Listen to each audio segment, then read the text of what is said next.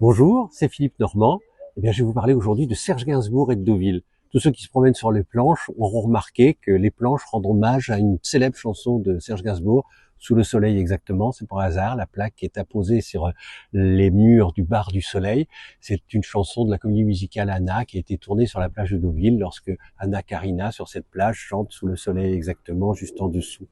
Mais l'histoire de Deauville et de Gainsbourg, c'est une histoire qui remonte aux années 30. Il faut savoir que Serge Gainsbourg est fils d'un pianiste de bar qui a beaucoup écumé les casinos et les côtes pendant les années 30.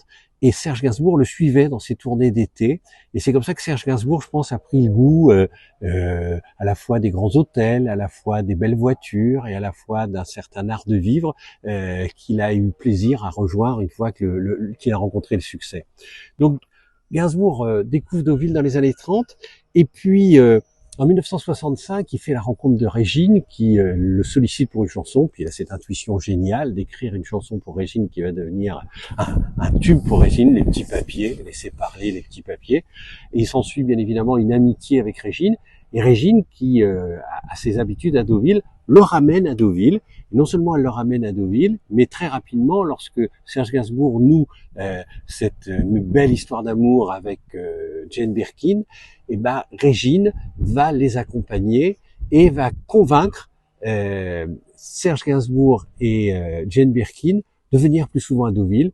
Et Jane Birkin, qui étouffait, je crois, un peu dans la maison bien noire, au mur noir de la rue de Verneuil, elle qui avait la nostalgie des petits cottages anglais de son enfance et de sa grand-mère, va découvrir dans l'arrière-pays du Pays d'Auge, à Cresseveuil, un charmant presbytère qu'elle va acheter et elle va pouvoir concrétiser cet achat avec le cachet du film La moutarde me monte au nez. Donc à partir de 1975, le couple très en vue Gainsbourg-Birkin avec leurs deux enfants et leurs deux filles, Charlotte et Kate, vont devenir des habitués de Deauville.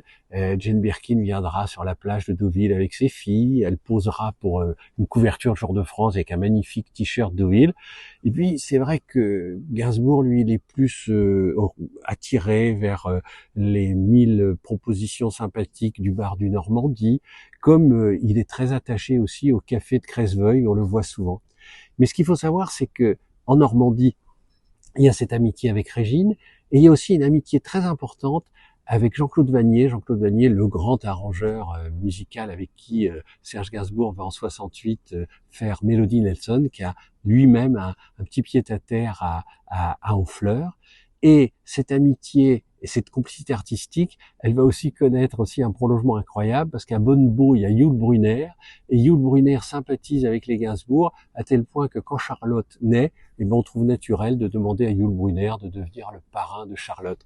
Donc cet attachement à Deauville et cette relation que Gainsbourg et Birkin vont tisser avec un certain nombre de personnalités du Pays d'Auge, elle va être très importante pour comprendre comment pendant 5 ans, il y aura une espèce de période dorée où Gainsbourg et Birkin se retrouvent au Pays d'Auge, dans leur manoir, dans leur petit presbytère et dans leurs habitudes deauvillaises, et comment tout ça va aussi inspirer Serge Gainsbourg, et comment il va revenir aussi plus tard régulièrement poursuivre ses collaborations artistiques avec Régine et avec Jean-Claude Vannier.